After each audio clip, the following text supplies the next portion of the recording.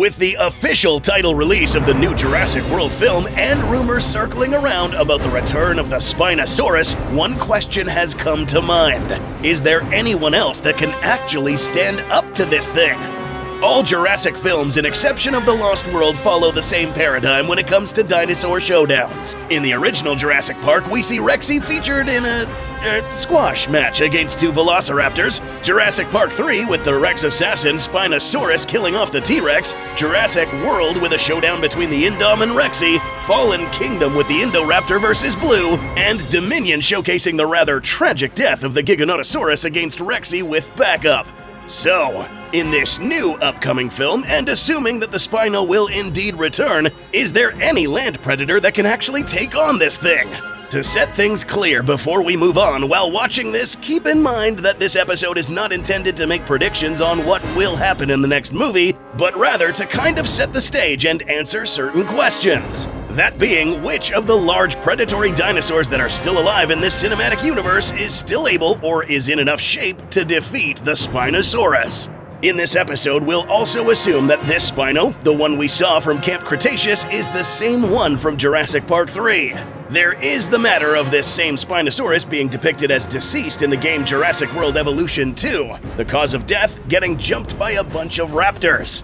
However, this could have been an alternative timeline, since it was confirmed that the Spino from Camp Cretaceous was the same Spino from Isla Sorna, and also the fact that in this game you can hear the phone ring inside Spino's stomach, when in the movie, the Spino had already shitted it out. So, for this episode, we'll just pretend at least that this guy is still in fact alive.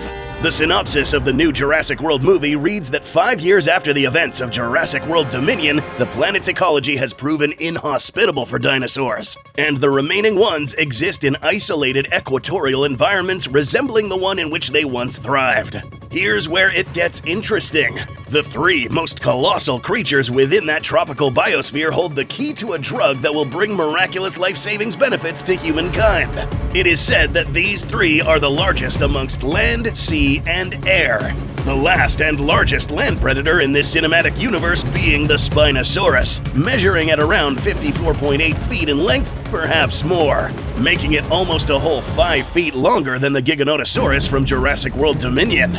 To lay this simply, to better answer the question, here are all the large theropods that have appeared, starting with Rexy, Buck and Doe from Jurassic Park The Lost World, the Spino itself from Jurassic Park 3, who is now much bigger, the Indominus Rex, and Giganotosaurus. We'll also add Big Edie and Little Edie from Camp Cretaceous as well.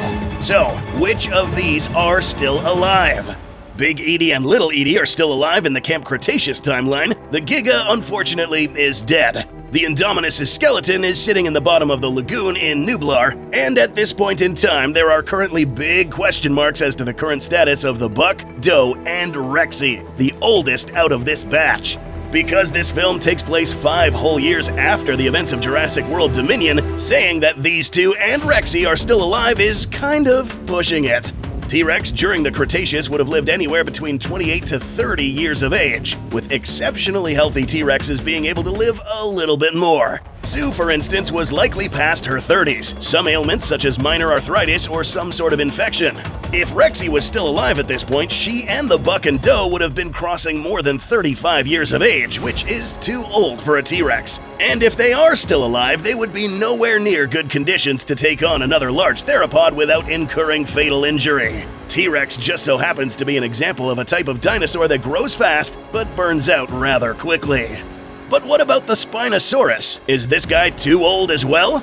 There isn't much data on Spinosaurids, specifically on lifespan. Despite this, we can draw a conclusion based on how old carnosaurs are in relation to their size. Holotypes such as that of Meraxes and an especially old Giganotosaurus show evidence that some of these guys could live up to half a century.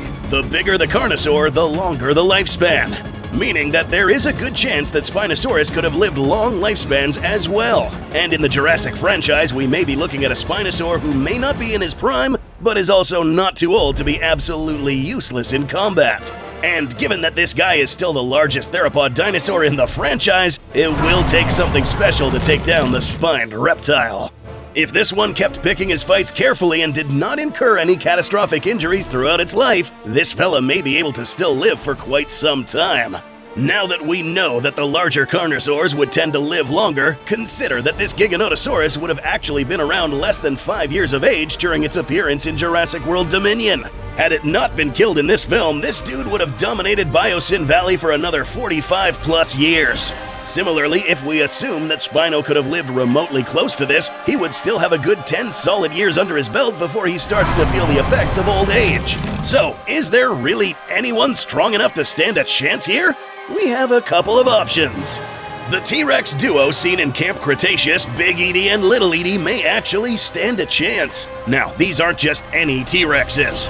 If you remember, these two would have been held in an artificial environment where they would be observed, taken care of, so that they can fight repeatedly against other dinosaurs. Forced to fight against her will and surviving repeated encounters against other dinosaurs, the young one in particular may grow up to be a hard challenge for an adult Spinosaurus. Her mother, Big Edie, wasn't necessarily a small specimen either, reaching lengths that rivaled Rexy, meaning her offspring, if she lived a healthy life, could have been just as large as Rexy herself in her prime.